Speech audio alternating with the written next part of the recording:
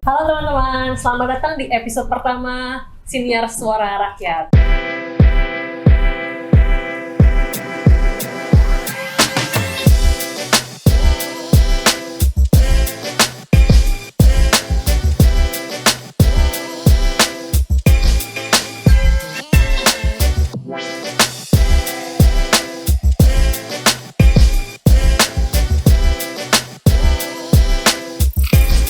Disiarkan langsung dari Rumah Perdamaian.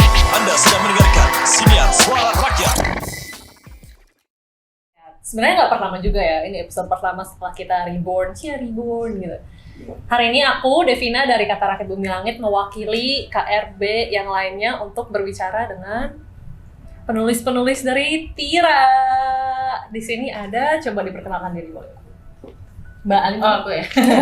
Halo, aku Alin, salah satu penulis dari Tira, dan ini ada Ian, Live Long and Prosper, penulis juga.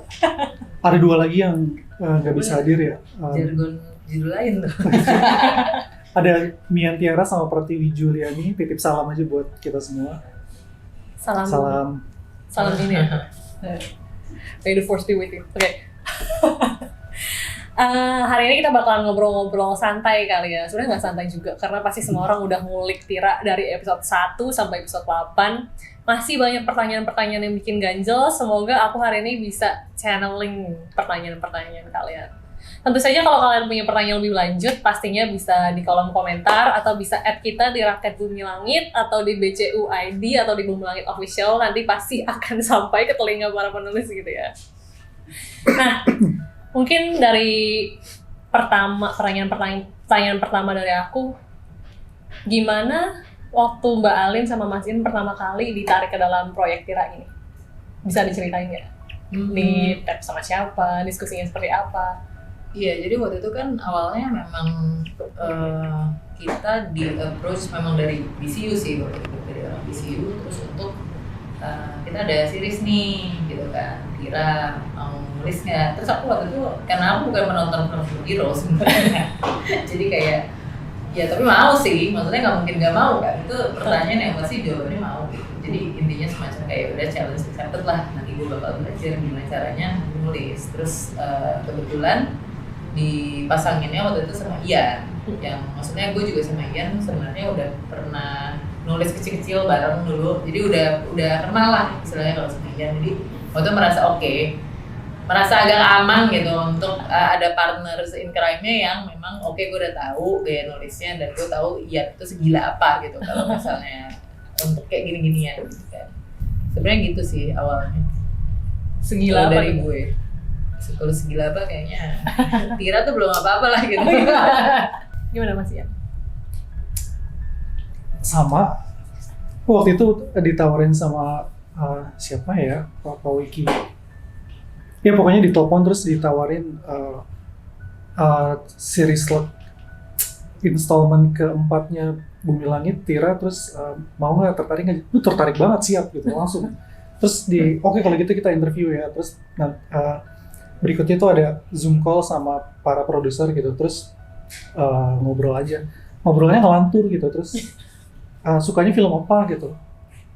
Oh macam-macam, Lord of the Rings, Star Trek gitu. Terus ngobrolin macam-macam. Kayaknya mereka kita nulis gitu. Waduh, berapa hari kemudian? Apa ya? Pokoknya kayak gitu, kayak nggak ya? terus oke kalau gitu nanti kita kabarin terus. Kira-kira bakal bareng kan? Mulai yuk kita nulis gitu. Waduh, berapa hari kemudian? Dan interviewnya gitu. tuh terpisah ya? Kalau nggak Terpisah. salah ya? Jadi dia sendiri. Terus Kira-kira kira kita bakal bareng kan? Nama series ya? Ada yang tadi Indonesia juga waktu itu. showrunner-nya Sampai Tira. habis. Berarti memang dari awal dan presentasinya Tira itu sebagai mini series bukan film. maksudnya tipe Memang series ya. lanjut Bukan tahun mini nggak tahu series ya. ya. Kalau Sesuai. habis. Makanya harapannya itu gitu. Season 2. Kita Berarti harus terima kalau terus nulis ya. series pasti maksudnya tipe series Lanjut. semua lanjut. Sebenarnya tuh ngelihat dari tweetnya Mimin BCU ID tuh udah banyak yang mau nonton season 2 Pak, karena senagih itu gitu. Oh oke lanjut kalau gitu. Kalau bapak-bapak produser lanjut ya, kita semua mau nonton. Iya. Tapi memang Tira itu aku kebetulan dikasih kesempatan buat nonton pas premier kan, langsung episode 1 sama 2. Episode 1 tuh masih kayak oke, bagus, tapi oke lah kita lihat dulu. Begitu episode 2, oke, I'm okay. Kayaknya memang episode 1 sama episode 2. Gimana sih Mbak nge-building momentum episode 1 dan episode 2, gimana memperkenalkan dunia, memperkenalkan karakter, terus juga harus menarik audiens biar tetap bersama di konfliknya Tira itu. Proses penulisannya gimana Mbak? Kalau proses penulisan memang sebenarnya kan udah jadi nulis series itu ternyata sangat berbeda dengan nulis film.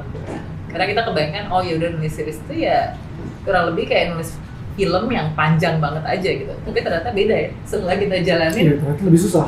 ternyata rumit banget gitu. It's a marathon lah. Kalau Anthony sering bilang, Mas series itu ya memang it's a marathon gitu. Jadi memang kuat-kuatan stamina gitu kan. Dan ternyata tuh strukturnya pun nggak sesimpel kayak kayak film, tapi kita stres aja. Karena kalau 8 episode kan kurang lebih jadi berapa jam? 3 jam, 4 jam gitu kan.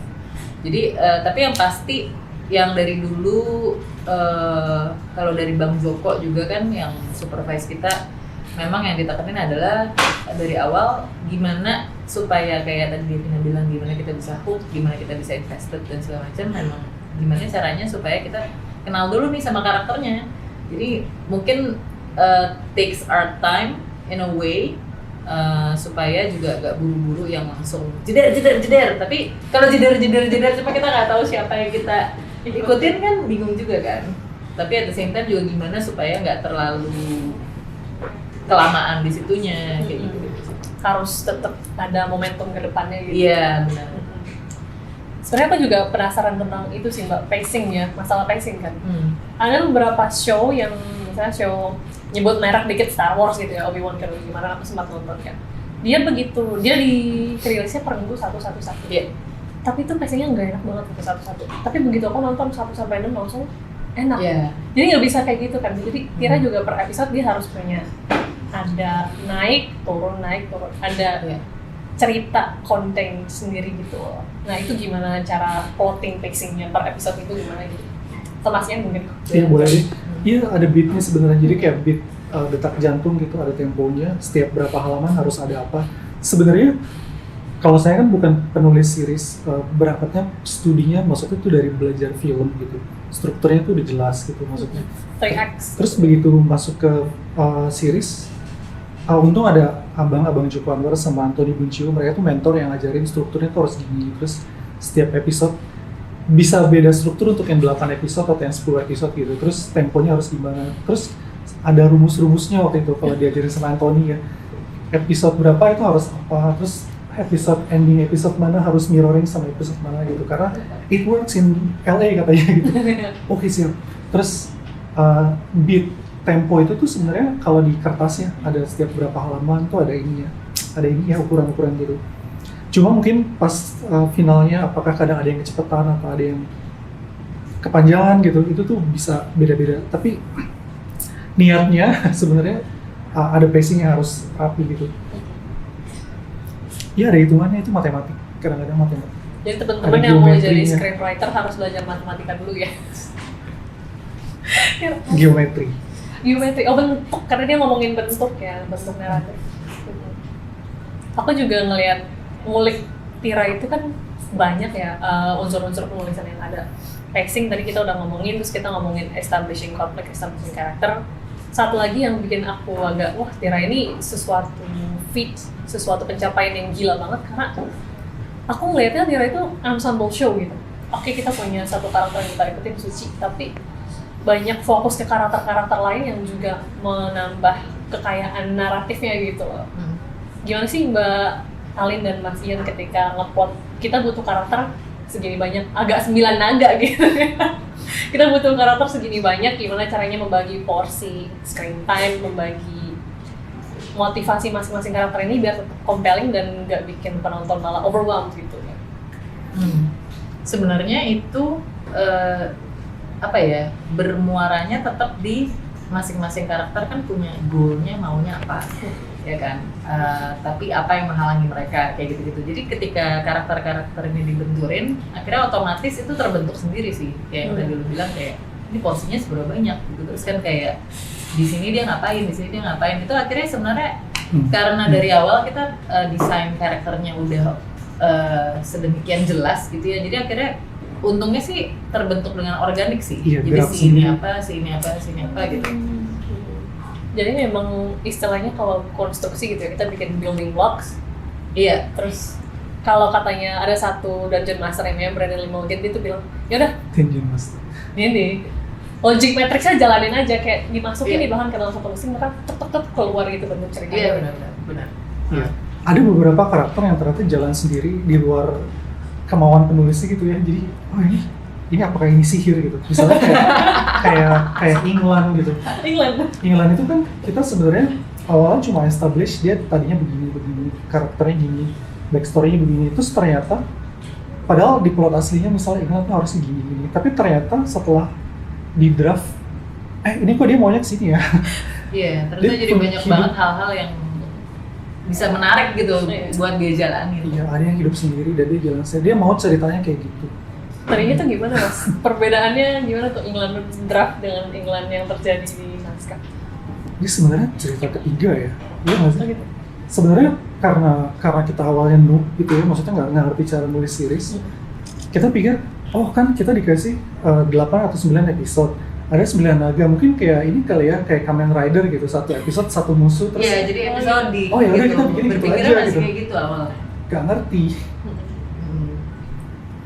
Terus simpel ceritanya, pokoknya ketemu monster apa, tapi antar episode tuh nggak nyambung sebenarnya, benar-benar kayak ini, kayak nonton Kamen Episode Rider. Jadi episode di Monster apa dan monster apa tuh sebenarnya nggak ada hubungannya, dan ini kok nggak seru.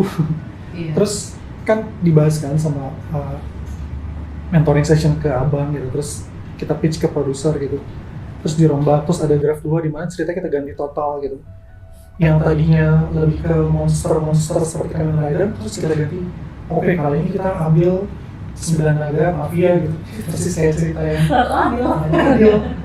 Terus tapi kok jadi nggak menarik ya. Terus draft ketiganya gimana akhirnya supaya ceritanya bisa hidup, ternyata memang salah satunya itu nggak bisa semuanya dikeluarin, jadi akhirnya cuma bisa ada beberapa naga yang muncul supaya ceritanya bisa intertwine gitu, dan cukup buat develop karakter. Dan sebenarnya yang sering kali kita apa ya, bukan kesulitan, tapi ya hal menurut gue ya, nggak tahu kalau Ian, hal yang paling challenging itu salah satunya adalah gimana tuh kita grounded, karena itu kan visi dari DCU yang memang kita mau everything grounded gitu. Jadi bukan kayak sci-fi Marvel yang multiverse all of a sudden segala macam gitu. Karena memang ya tujuannya kita nggak bisa juga budget sih kalau untuk kayak terlalu wah kan.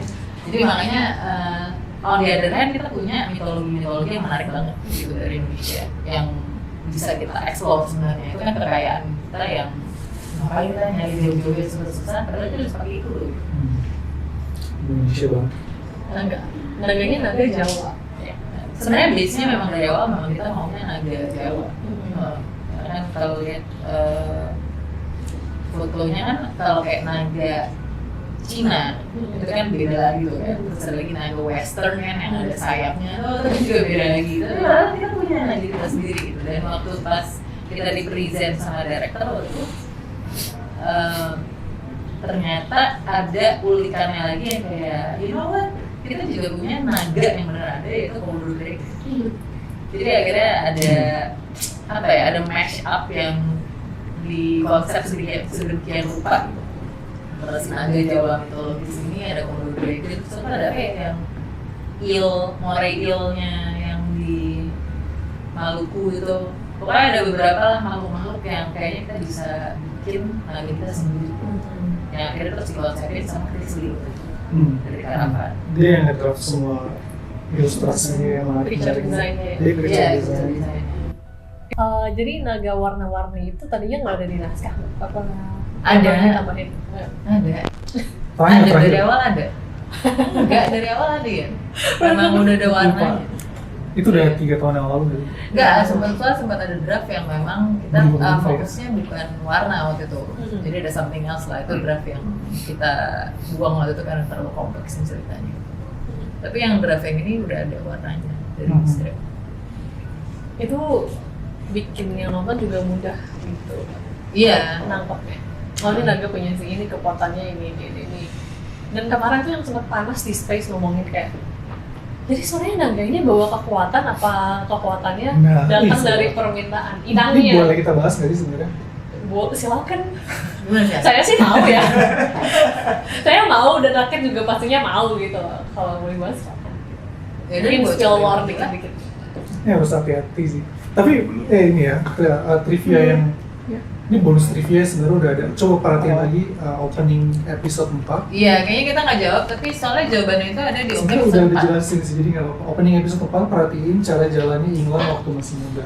Ih, Spill-nya kebanyakan. Ada Banyak. yang satu itu nggak sih? yaudah nanti deh. Spill-nya Biar kebanyakan. nonton lagi, biar nonton lagi. Enggak, soalnya gue yakin orang tuh pasti nggak perhatiin, karena itu adalah kejadiannya setelah kehadiran Kemarin Mas Zulfi ngomong, cincin godam. Orang tuh Orang perhatiin juga semua. udah rewind lagi tuh gak diperhatiin ya. nah mbak masalah ya kemarin waktu Space tuh Mas Zulfi ngomong, orang kalian lihat di episode 4 England tuh jalannya agak pincang gitu Oh, nggak ada sih? yang notice canggih Yes. kali. Notice AKRB. Halo Mas Zulfi. KRB ngeri ya. Ngeri. Saya juga ngeri. Kali tinggal grupnya 2 jam tiba-tiba 1000 notif. Ngomongin apa sih lu? Luar Bahaya. biasa ya. Iya. Iya, ngomongin naga kita. Semua dibongkar sama KRB. Sama Iya. KRB dan sama jagoan kancil. Jadi jawabannya itu. Jawabannya berarti Jawabannya dari ada di inangnya. opening scene episode 4. Perhatiin. Berarti dari inangnya ya. Dan kemarin tuh aku sempat ngomongin kayak, ini kenapa harus 9 orang yang membebaskan naga ini? Karena memang kita kan tahu naganya ada 9. Itu kan lore Tira dari zaman kapan. Tapi apakah memang dibutuhkan 9 orang masing-masing untuk menggabungkan 9 naga biar bisa keluar dari penjaranya gitu kan, batu ya? Gimana tuh? Ini boleh dibahas apa nggak sih? Gue udah, ini udah paham lah. Berarti Iya, kita nggak oke. bisa ngebahas naganya Suci. Kenapa Suci dimaafkan oleh si Leak, si child eater-nya itu? Child Eater kan mengincar anak-anak. Tapi di terakhirnya dia mau memuntahkan lagi setelah. Nah, itu ada jawabannya di Ben bilang jawabannya waktu di rumah sakit. Itu spekulasi Ben sih. Dia bilang karena lo mau ngorbanin itu kayaknya makanya gue sama anak itu bergerak. Iya. Sebenarnya kita juga nggak tahu karena kan itu hal-hal yang begitu misteri gitu ya, sampai penulis itu juga sebenarnya nggak bisa tahu. Belum tahu, mungkin kita akan tahu nanti. Tapi sejauh ini berarti ada 2 spekulasi ya. Spekulasi Ben bahwa karena Suci mengorbankan dirinya, maka itu jadi dia bisa menggantikan tumbal itu. Tapi itu spekulasinya Ben, kita nggak tahu. Atau bisa jadi karena naganya dia seperti yang dibilang sama anak KRB. Tapi kalau dipikir-pikir, arc-nya Suci itu kan memang dari orang yang itu siapa yang bilang kayaknya Haikal juga yang bilang kan? enggak, gue lupa waktu ada yang membahas, gue takut salah mengkredit. Oh. Tapi pokoknya gue pernah nonton review video siapa yang bilang bahwa, atau di Squeeze ya, kayaknya Mas Aswin ya, bilang bahwa ya Suci ini kan awalnya orang yang cuma mentingin mimpi dia sendiri, cuma mentingin diri dia sendiri kan. Kalau lo punya karakter seperti itu kan pasti arc-nya adalah di terakhirnya ternyata dia mengorbankan Diri. everything that she worked for dan yang dia dapat itu untuk orang lain, untuk menyelamatin seorang kamu gitu. Jadi memang kuncinya self sacrifice. Iya. Dan karena tumbal ya kan tumbal harus dikasih. Tumbal itu kan kayak kontraknya kita tanda tangan materai itu, terus Ini like band sebenarnya. tumbalnya itu udah dijanjikan jumlahnya segitu dan kapan dikirim, terus kalau misalnya di deliver harus dibayar, Iya, harus diganti harus apa? dibayar. Klausulnya jelas di kontrak. Kemarin tuh Mas Aswin sempat ngomongin konsep rebirth-nya Suci. Karena kan waktu Haikal melakukan ritual itu terus ada flashback. Kemarin Mas Aswin tuh kayak mengasih paralelnya tuh kayak umpamaannya itu ke sakaratul mautnya orang Islam. Jadi kayak si Suci tuh nyawanya di situ udah mau dicabut loh sebenarnya gara-gara ritualnya Haikal. Tapi habis itu kan dia berhasil hidup lagi dan hidup lagi juga udah bukan Suci. Katanya Mas Aswin di situ titik balik ketika Suci menjadi Tira, as in hero karakternya gitu. Jadi kalau kata Bang Joko, bahaya mas. Gitu. Kayaknya gue jawab segitu aja. Nggak bisa dilanjutin, Harus dibekop Mas Aswin. harus dicuri. Tapi ya, Itu momen yang bikin nangis juga sebenarnya. Kalau kemarin tuh waktu nobar di Jakarta ya, waktu nobar di Senayan City itu orang-orang semua tepuk tangan. Karena memang kita bukan cuma louding. Kalau aku sebagai audience bukan cuma memberikan applause untuk adegan yang action yang keren doang, bukan. Tapi karena itu memang titik balik karakter yang dari awal udah kita ikutin, udah kita root for gitu loh. Akhirnya dia bisa Rewarding ya? rewarding, emotional rewarding gitu loh. Apalagi abis itu dibanting gitu kan sama sacrifice-nya bagi dia, wah gila sih. Iya. Ternyata waktu nonton bioskop sedih banget ya adegan itu.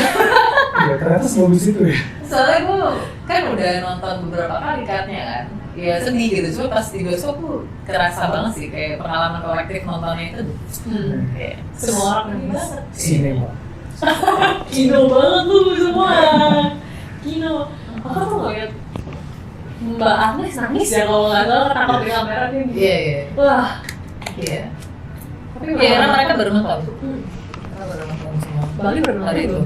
Gue udah nonton. Oh. Masih Udah baru nonton. Enggak, baru nonton di Disney. Oh iya, dia nggak datang nonton di Disney.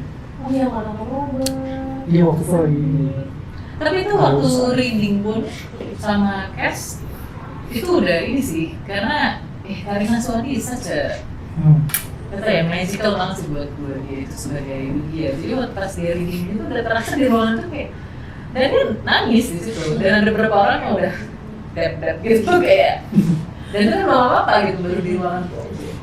She never misses sih, kayak line delivery-nya dia tuh Iya. cuman kemarin waktu aku sempat ngobrol dikit nih teman-teman sama Mbak Karina nyempil gitu. Kayak aku bilang Mbak Karina kayak your line delivery never misses, terus dia langsung balikin. Tapi karena ini kan naskahnya juga bagus, lines-nya emotional dan snappy, nggak draggy gitu. Jadi buat dia katanya sebagai performer juga itu mudah untuk ditranslate ke performance-nya gitu. Iya. Dan vice versa ya. Kadang-kadang kita punya skrip yang dialog yang oke juga kalau delivery-nya mentah akhirnya jadi nggak works juga. Jadi ya both ways sih menurut gue. Kastira cepat sebenarnya. Iya. Kastira cepat Iya, banget sih. bagus. Dan ternyata memang pas semua sama perannya. Dari atas sampai bawah. Mas Aswin tuh ya, Mas Aswin lagi. Tapi memang dia tuh mau apa ya, articulating sentiment semua orang di KRB sih ya. Dia sempat ngomong kayak, Jeremy ini gila juga ya, he has such kind eyes, tapi pas jadi Haikal sangar banget. Terus gue kayak, iya anjir. Iya. Mas Jeremy orangnya humoris gitu kan ya, tapi begitu jadi Haikal tuh kayak, wah mobil tonjok bukan. Tonjok kebel, tabok kebel. Lain Tira tuh yang paling enak untuk dicerna karena dia kan juga apa ya, merakyat lah, jaksel banget kalau kata gitu kan. Bagi gitu dia banyak campur-campur. Iya. Itu memang dari awalnya seperti Yuri Naskah atau itu ada apa ya, campur tangan dari cast itu gitu sebagai interpretasi mereka karakternya. Maksudnya dialog kayaknya cukup sama sih dengan Dialog cukup stay true to the script. Jadi memang pastinya ada improv ya, ada interpretasi mereka gitu, tapi semuanya Tapi secara karakter memang gitu sih. Mbak Widya itu jadi pakai Mbak. Pokoknya Widya itu ya. Dia itu memang dari kecil dari rela. Maksudnya dia sekolah di luar negeri. Jadi dia memang orangnya tuh lebih banyak bahasa Inggris gitu. Ketika di Indonesia campur-campur, jadi makanya memang dia tuh setengah-setengah tuh adalah bahasa Inggris. Karena memang dari kecil dia gitu udah biasa di luar. Terus kayak Suci gitu, Suci kan gak pernah bahasa Inggris kan. Karena emang dia memang orang biasa aja, orang kampung. Orang biasa maksudnya. Orang kampung sekarang. Ya kayak kita orang kampung. Tapi gak ada Jawa-Jawanya. nggak ada, karena waktu itu sebenarnya kita ada lagi kalau ditarik backstory-nya nggak kita tampilin. Mereka itu sebenarnya Suci itu kelahiran Jakarta. Cuma ya bapaknya pun kerja di Jakarta kan. Karena kan ibu istri itu masih di Jakarta semua. Cuma akhirnya waktu mereka harus pindah ke rumah. Jadi rumahnya Suci yang di Semarang itu rumah neneknya kan. Karena kan Jadi sebenarnya Suci itu ikut Semarang karena ada keluarganya, tapi dia lahir di Jakarta. iya di Jakarta. Aku juga sempat ngobrol sama Mas Jeremy kan, dan dia tuh sempat ngomong buat kita tuh Tira ini tuh kita dimanjain banget karena ada persiapan berbulan-bulan gitu ya. Terus aku nanya juga tuh sama Mas Jeremy, Mas sebenarnya tuh backstory-nya diomongin ke penulis apa emang buat pribadi dari masing-masing cast member aja sih? Katanya Nah gimana, aku udah dengar dari katanya Mas Jerry ini, katanya sih memang ada beberapa aspek yang dia kembangin sendiri, tapi kalau dari Mas Ian dan Mbak Alin sendiri kayak sebanyak apa sih diskusi misalnya mungkin sama Pak Zahir juga ya, sama cast member kayak backstory masing-masing karakter itu sejauh apa sampai mereka bisa istilahnya dilepas lah untuk main jadi karakter itu masing-masing. Sebenarnya kalau dari tulisan, kita kan sebagai penulis ketika naskah itu selesai dioper ke sutradara, itu sebenarnya udah bukan kita punya lagi sih. Jadi maksudnya karena film kan ya kolaboratif, jadi memang mau diinterpretasi, sutradara nanti akan interpretasi sebagai apa, kayak apa gitu, aktornya interpretasi kayak apa. Tapi hampir semuanya sih sebenarnya stay true to the script, karena juga pas pre-pro pun kita banyak ngobrol sama Zahir juga untuk kayak pengembangan karakter dan segala macam. Khusus untuk Haikal, karena ini Haikal tuh kan karakternya sebenarnya kompleks banget dan susah banget untuk nyari cast-nya waktu itu. Kayak, dan bukan cuma kompleks secara karakter aja, secara build juga dia kan harus intimidating gitu. Ada aktor-aktor yang oke banget nih untuk main Haikal, tapi kalau lo gak yang begitu masuk, when you enter the room then you have such presence, gak bisa juga gitu. Jadi waktu pas kita tawarin Jeremy kayak oke, ini dari auranya sih cocok banget nih jadi Haikal gitu kan. Itu salah satu yang PR adalah tapi dia belum pernah acting gitu. Tapi ternyata setelah that's what's great about Zahir is, aku senang banget kalau ngeliat Zahir itu kerja sama aktor karena kayak it looks so easy, which is not gitu, karena gue sangat tidak bisa mendirect. Tapi kalau ngeliat Zahir tuh kayaknya gampang banget gitu yang ngedirect aktor. Nah waktu pas Haikal itu juga ada beberapa kayaknya dari line-line kita tuh yang cukup sulit mungkin Ditranslate ke delivery-nya kan. Jadi akhirnya kayak Zahir bilang, Jer jangan terlalu pressure gitu loh untuk ngikutin. Maksudnya you deliver these lines not because Alin wrote it, not because Ian wrote it, not because PJ or Ian wrote it, but it's because that's your character who's gonna be like speaking it out. Jadi kayaknya sejak itu dia jadi bisa punya perspektif yang lebih ini gitu. ngasih ownership ke Mas Jeremy-nya berarti ya? Iya benar. Biar dia berani. Iya, karena gue yakin pressure banget sih. Dia harus pertama kali acting harus langsung lawan mainnya Karina Suwandi, Egy Fendi, Chelsea Islan gitu kan, kayak main villain lagi apa? dan selalu kan in the same room-nya sama orang-orang ini yang udah bertahun-tahun, puluhan tahun acting ya kalau Bang Egy gitu. Tapi masing-masing aktor ini yang membangun karakter. Iya. Karena Mereka ada kalau backstory dari writers kan biasanya kita cuma kasih plot point penting yang memang contribute ke cerita itu aja. Sementara ada detail-detail lain yang hilang gitu, dan itu kayaknya mereka harus bikin sendiri. Iya. Mbak Agnes tuh juga sempat ngomong, Pak Zahir tuh enak banget diajak ngobrol, dia tuh pinter tapi kalau ngomong bisa menyamakan level dengan siapa yang lagi diajak ngomong gitu. Iya. Mungkin karena itu ya komunikasinya juga jalan. Iya.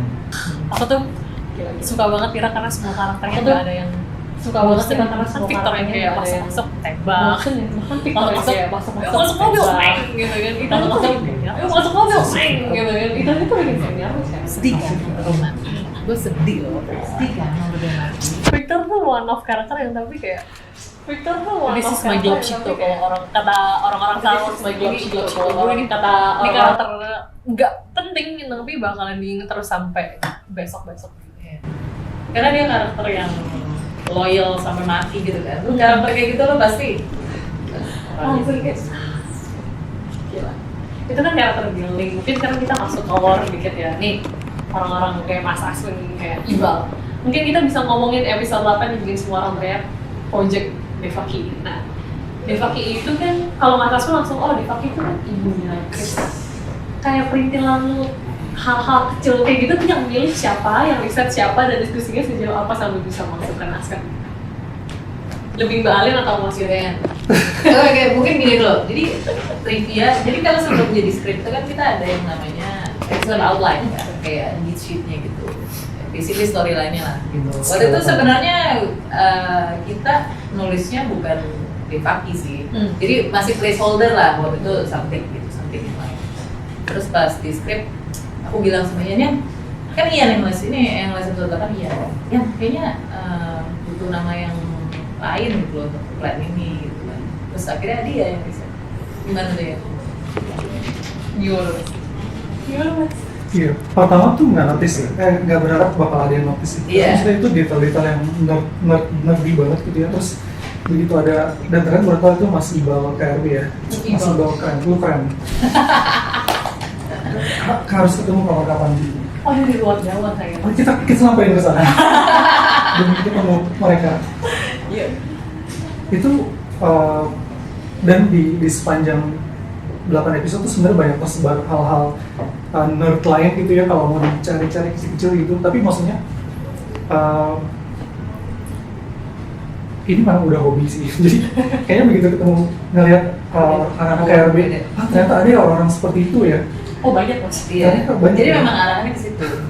Memang Devaki itu sebagai ibunya Krishna. Iya. Tapi Krishna memang namanya Krishna dari awal, terus baru dicocokin ke Devaki atau alurnya itu gimana? Namanya Krishna dari awal ya. Simply karena nama Krishna bagus nih. Karena memang suka sama nama Krishna, terus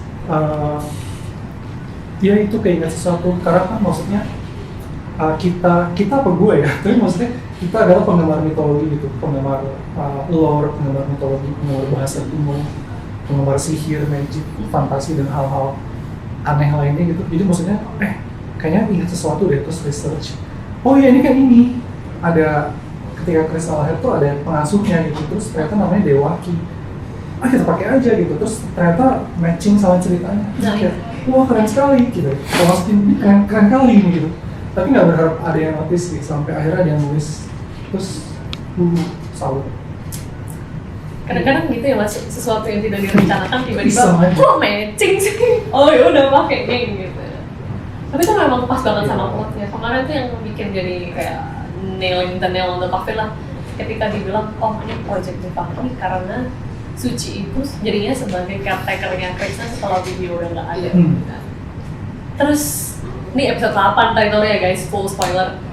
Kan Krishna bapaknya katanya mau ketemu lagi tuh sama Krishna. Jadi kita tuh kayak, oh di lore ceritanya Krishna di awal kan juga dia dititipkan karena ada profesi, ada ramalan bahwa dia bakalan membunuh bapaknya kan, sama bapaknya kamu. Dan ini tuh kayak, anjir, kok matching? Kok matching? Itu rahasia ilahi ya. Emang dirayain tuh kayak all stars align banget sih Mbak, in terms of like penulisan. Kayak aku belum pernah jujur belum pernah mengkonsumsi ceritanya Mbak Ali dan Mas Ian, tapi kayak instant fan gitu loh. Kayak ini tuh cerita yang kalau boleh jujur dikit, aku tuh depresi berat banget gitu. Dan salah satu yang bikin aku bisa masih hidup sampai sekarang itu kan cerita gitu. Dan kira tuh terjadi ketika aku lagi di titik balik, ketika aku mau bangkit lagi dari depresi yang sangat dalam, dan itu bikin jadi kayak membantu aku mencerna trauma sendiri gitu loh. Kayak so many different aspects yang bikin aku tuh kayak fiksi itu kan salah satu gunanya biar kita bisa misalnya diproyeksikan cerita fiksi, kemudian kita olahin masalah trauma itu. Dan itu yang Tira lakukan ke aku, dan kayak I will be eternally grateful ke Pak Ali Masian gitu, dan bagian itu karena sangat-sangat jujur, emotional itu very very honest gitu loh. Tapi You don't itu pull your sih. punches. Fiksi itu fungsinya adalah untuk itu. Hal-hal yang di dunia nyata nggak bisa kita resolve, kita taruh di medium yang imajiner. And you did that for a lot of people, masuk aku juga. And you did that for a Jadi lot. kayak itu beyond expectation sih, dan maksudnya sangat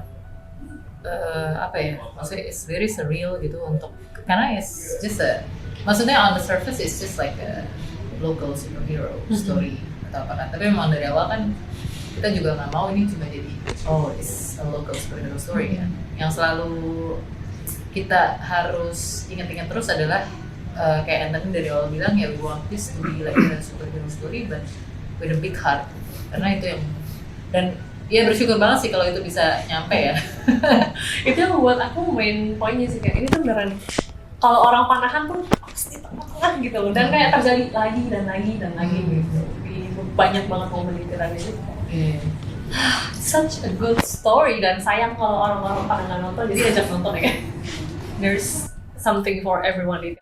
Genuinely emang ceritanya sangat bagus itu, dan inilah dua orang yang bertanggung jawab untuk apa istilahnya menyalakan obor pertama kali gitu. 2 dari banyak orang ya. 2. Tadi kau bilang kayak All Stars Align, bersyukur banget lah karena tim Tira ini mulai dari penulisan ya, begitu Mian sama PJ gabung, terus sama Anthony, sama Bang Joko, sama ketika Zahir masuk, castnya semua tuh udah all departments yang benar-benar such a family lah. Makanya lihat kalau misalnya kayak kita ketemu waktu nobar kemarin tuh kayak benar-benar kangen aja gitu sama semuanya. Kemarin tuh Mbak Chelsea sama Mbak Karina aku suka, iya sedih banget karena udah selesai gitu. Iya. Kita belum lihat Godam, naganya masih ada 4, masih banyak. Besok syuting. Ada loh Godam, udah ada Godam di akhir Sri Asih udah ada. Iya, gondrong gitu ya. Kalau mau lihat Godam sebagai cameo bisa di film Sri Asih. Tapi itu juga poin Post yang creditnya Sri Asih. bagus tim gitu ya Lisa. Kayak untuk penggemar pengulik lore itu tuh ada cameo-nya tuh ada cincin Godam aja. Itu tuh porsinya pas gitu loh, bikin kita kayak anjing nih apaan nih ke depannya, cuman nggak terlalu banyak sampai itu detracting dari ceritanya juga gitu. Jadi itu aja tarik masukin ya guys. Kayak itu udah banyak sih, kayak itu udah banyak deh. Aku aja tadi mikir loh kayak, oh berarti ini kulturnya mereka sangat sentimental ya, kalau memang dia punya artikel spesifik untuk kata-kata benda tertentu, berarti kan mereka sangat apa ya, principled gitu loh. Itu udah, wah cabangnya udah banyak nih, udah banyak. Tapi kayaknya kita ntar aja ya guys ngomongin. Nanti aja. Ibu Pertiwi, janji Ibu Pertiwi. Maksudnya tanah ini gitu. Tapi kita juga nggak tahu. Ibunya siapa? Dari kemarin tuh udah diomongin Mas, naganya kan udah 9. Naga Tira itu nama ras atau nama satu orang, satu entitas gitu kan. Terus naga yang masuk ke suci pertama kali itu siapa? Gitu semua udah kayak, itu siapa? Nah ini sebenarnya mungkin kita bisa clarify ya, karena kayaknya aku agak iba gitu. Saya pada bingung banget gitu. So ya, jadi kan karena banyak diskusi yang mempertanyakan sebenarnya si naga Tira yang hitam itu termasuk dari 9 naga atau enggak? Ya gue jadi hostnya. Terus sebenarnya termasuk. Kalau saya ngomong ntar salah. Ini nanti spoiler lagi. Nggak spoiler dong. Kan Nggak udah spoiler ya. ini Udah kali ya. Naga Tira itu apa maksudnya naga milik Tira? Sebenarnya mereka menyebut diri mereka sendiri itu Nakatira. Jadi terus karena manusia dengar oh itu naga, terus jadi Tira gitu. Tapi sebenarnya mungkin kan ada yang bilang Tira itu artinya pemimpin gitu ya. Benar juga. Tapi sebenarnya itu lebih ke nama spesies ya. Jadi mereka bersembilan itu adalah naga Tira. Mereka menyebut diri mereka tuh naga Tira gitu. Ya, ini researchnya panjang, kita mempelajari berbagai mitologi gitu, dewa-dewa mitologi supaya grounded dan supaya sekompleks itu gitu. Kalau di mitologi yang itu sekompleks itu, kita juga harus kompleks itu gitu, nggak mau kalah. World building ya sih Mas. Ya. Kalau ini ingetin aku sama teman-teman aku sama aku kan suka main Dungeons & Dragons gitu ya. Nah, literally itu bikin satu dunia, kosmologinya begini, pantheon dewanya begini, terus ntar magic systemnya begini, itu kayak mungkin ketika world building itu diskusinya seperti apa, mungkin dari stakeholdersnya BCU gitu ya, kayak orang-orang kayak Mas Joko gitu dan Mas Ian, Mbak Alin, kayak gimana sih proses tracklocknya, kita maunya mitologinya kayak gini A, B, C, D, E, terus ada lore dokumennya nggak somewhere, pasti ditulis dong, kalau nggak ditulis ntar lupa gitu. Ada. Pertama Bumi Langit tuh lore-nya dari awal penciptaan sampai akhir pemusnahan tuh ada bukunya. Oh gitu? Tebel banget. Tapi buku itu nggak ada fisiknya di dunia ini. Di mana buku sebenarnya itu kitabnya, adalah kebenaran yang itu disembunyikan oleh abang. Jadi kita Di juga otaknya nggak abang. tahu. Terus kita dikasih sedikit ayat gitu lah ya, diceritakan sama abang gitu. Oke, bagian kalian ini udah cuma segitu aja. Terus sisanya dia membebaskan kita untuk berkembang selama nggak nyenggol yang lain. Jadi iya, jadi dia kasih tektokannya juga kebebasan. gitu sih. Kita juga senantiasa balik ke abang untuk make sure bang ini Boleh. jalan kan gitu. Ngomong-ngomong teori, Mbak Alin sama Mas Ian suka ngikutin gak sih? Kayak Rakyat Bumi Langit yang bikin teori nanti Ikutin lah. Tira besok-besok kayak gimana gitu. Selalu kita follow semua orang, tiap ada space kita masuk, either pakai nama asli atau pakai nama samaran.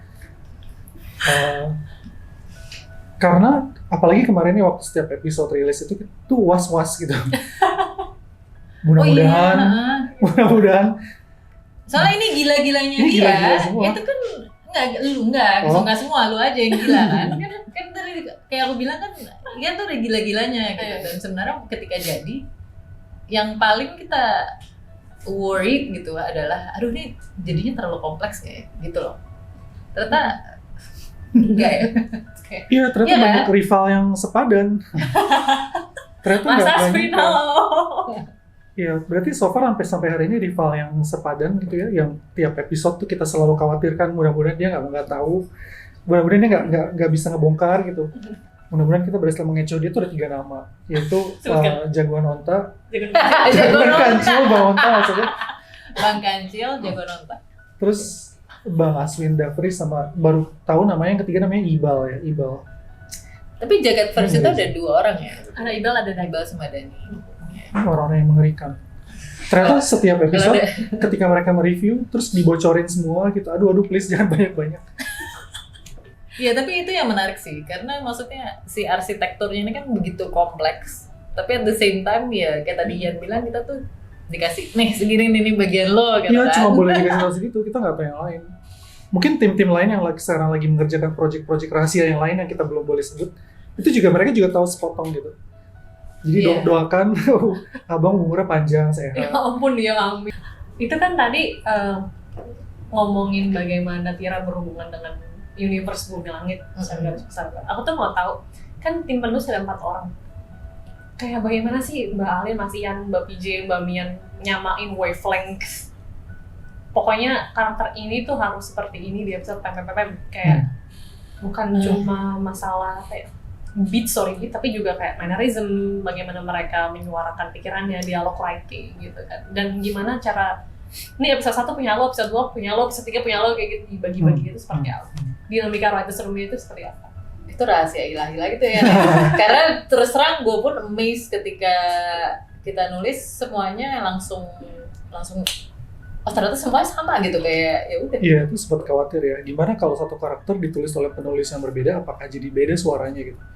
Awalnya kita cuma bisa bikin kitab karakter gitu ya. Karakter ini Kan kayak gini gini. Suci tuh tipe orang yang kalau ada orang digebuk aja gitu. Tapi kalau Ben pasti akan Ben ke pasti samping dulu. Ben yang digebuk atau dia akan menghindar gitu. Jadi maksudnya cara mereka berinteraksi tuh gitu. Terus kan ketika kita nulis tuh sekuensial. Jadi sebenarnya ketika episode 1 ditulis itu juga jadi referensi buat yang berikutnya. Terus akhirnya jadi berantai. Terus akhirnya ternyata untungnya jadi cukup konsisten gitu ya, beberapa karakter cara ngomongnya tuh selalu seperti itu gitu. Dan terakhir disempurnakan lagi oleh aktornya. Jadi aktornya yang menjaga itu. Meskipun kadang-kadang ada kalimat yang berbeda, tapi aktornya tuh bisa menyamakan gitu voice tone-nya. Jadi akhirnya karakternya tetap konsisten semuanya satu. Aku sempat ngobrol sama Mimin BCU, halo Mimin BCU. Kayak ada keresahan mungkin orang-orang yang nggak biasa nonton Tira, yang nggak biasa mencerna genre fiction gitu loh, agak sulit masuk ya, karena kan belum punya apa ya, terangkap pikiran. Kalau orang-orang yang udah biasa nonton sci-fi, nonton fantasy kan udah kayak ya udah emang awal-awal gue gak ngerti apa-apa, ya udah bengong aja dulu terus juga ngerti gitu. Iya. Cuman kalau orang yang nggak biasa kan males duluan gitu. Cuman buat apa sih Tira cukup mudah dicerna ya mitologi, karena kan kita mengikuti si Suci ketika dia juga nggak tahu apa-apaan tentang dunia ini, tiba-tiba dia dilempar aja kena kutuk duar gitu kan. Dan itu entry point yang bagus banget sih untuk serial Tira itu. Iya, itu makanya salah satu kekhawatiran kita waktu itu, gimana nih kalau orang-orang yang penonton biasa gitu ya ngikutin, tapi ternyata dari orang-orang yang kita kenal yang nonton ternyata juga mereka oke-oke aja sih gitu, kayaknya ternyata bisa ngikutin ya, mungkin karena kayak tadi dia bilang ya mereka ngikutin karakternya gitu. Suci pun nggak ngerti apa-apa gitu.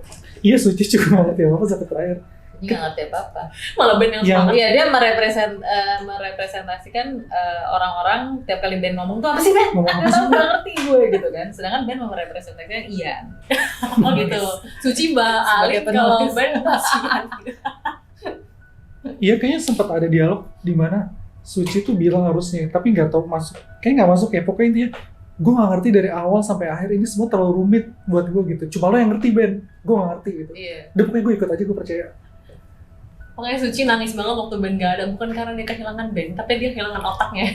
Iya benar, udah gak ada lagi.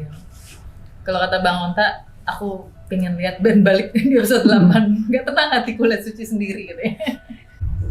Keresahannya itu sih Bang, ada beberapa keresahan karena England tuh everyone's darling, padahal dia ngeselin sih, dia kan villain ya, tapi semua orang tuh sangat attached gitu karena buat aku sih personanya tuh kayak she's so self-serving, dia sangat melayani dirinya sendiri, kan kita tuh nggak tahu dia tuh allegiance-nya tuh siapa. Iya, dan pembawaannya itu sih Busari itu is quite something. Tapi aku merhatiin nih Bang, kalau karakternya England sama Laksa, mereka cara ngomongnya paling beda sih. Sangat resmi gitu. Iya, kalau Iman memang dari awal di skrip memang dia cara ngomongnya memang udah aneh gitu tuh. Kalau Angkasa lebih kayak karena dia orang lama aja sih, dan dia kan pejabat tuh jadi terbiasa kayak basa-basi dan Bahasa segala macam formal, gitu. bahasa zaman dulu. Iya.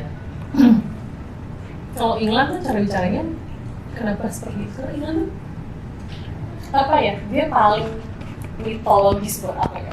Dia yang paling secara vibes terpisah dari orang lain, kayak she exists in her own world, dia punya kayak dia tuh living in her own movie lah gitu. Iya. Sebenarnya aku itu punya beberapa teman yang Cindo yang orang tuanya tuh masih Chinese top banget gitu, dan memang mereka tuh kalau lu ngomong sama mereka tuh Kayak gitu. Jadi iya, model jadi base-nya sebenarnya gitu sih. real life model. Dan sebenarnya kalau di skrip ya kita nggak kebayang England tuh bakal jadi kayak gitu sih. Ketika Busari memerankan England, itu tuh jadi England yang beyond our expectation in the best possible way.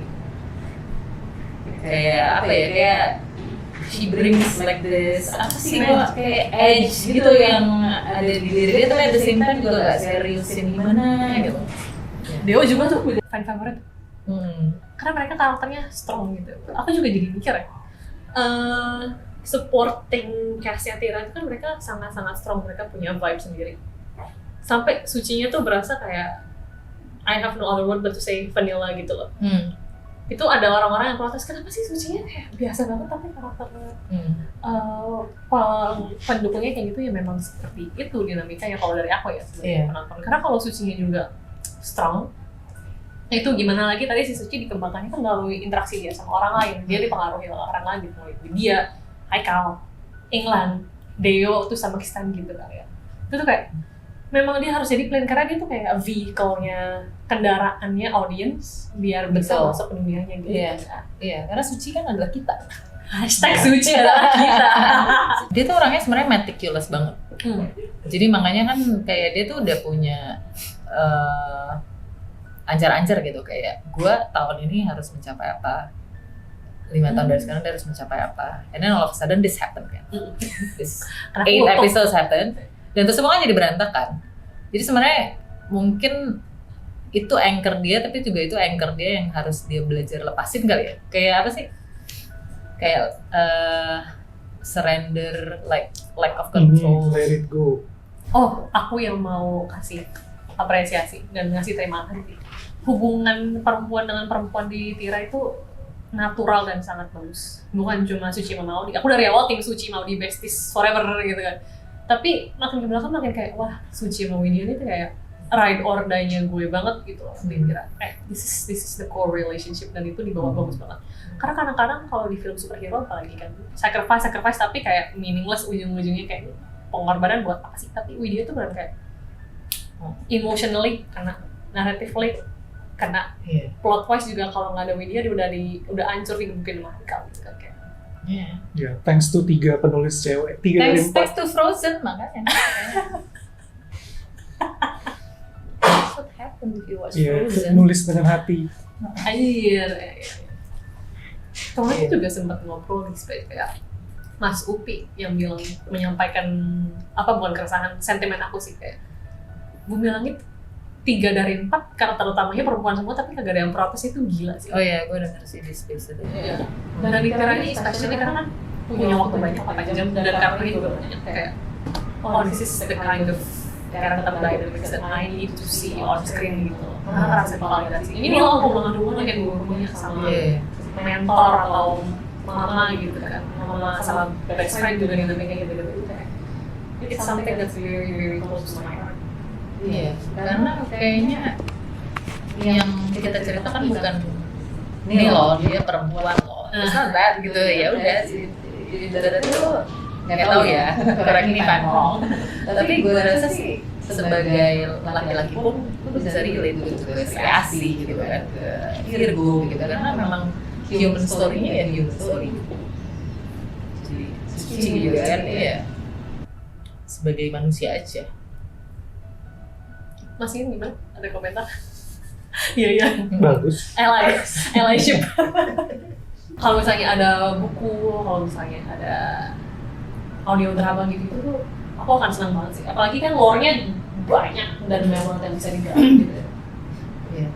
Ya audio drama itu sesuatu yang gue juga, karena gue grew up in the 80s and 90s, jadi kayak waktu itu kan sandiwara radio dan semacam, it has a special place in my heart gitu, audio drama.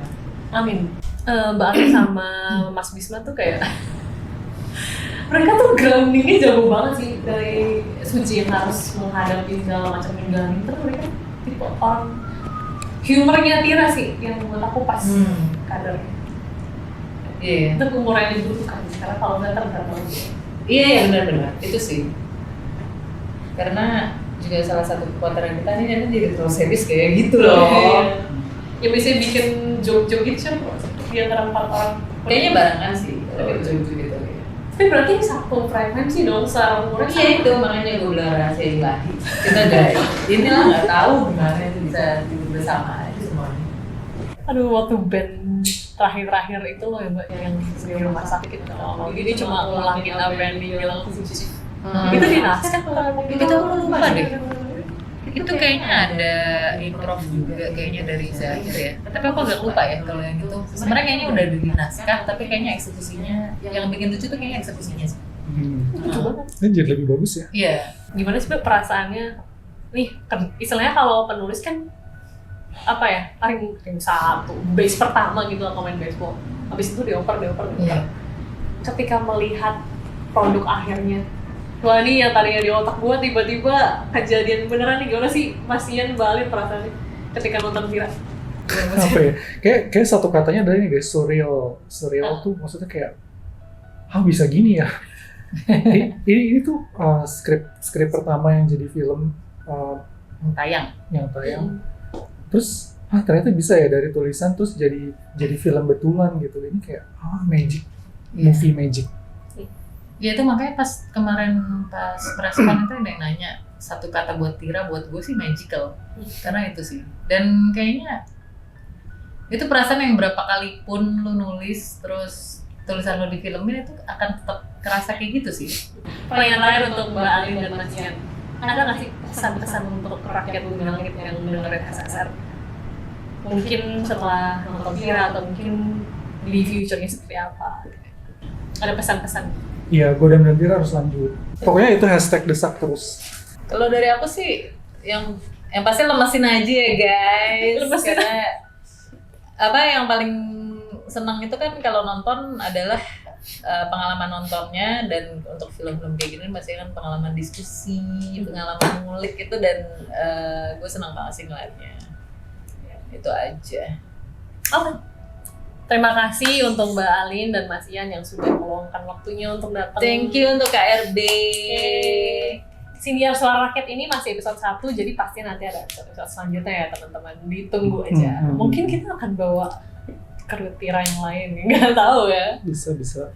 Oke teman-teman, terima kasih sudah mendengarkan SSR. Tunggu episode selanjutnya ya. Aku Devina dari KRB, menyampaikan salam juga dari teman-teman KRB yang lain. Terima kasih dan sampai jumpa di kesempatan berikutnya.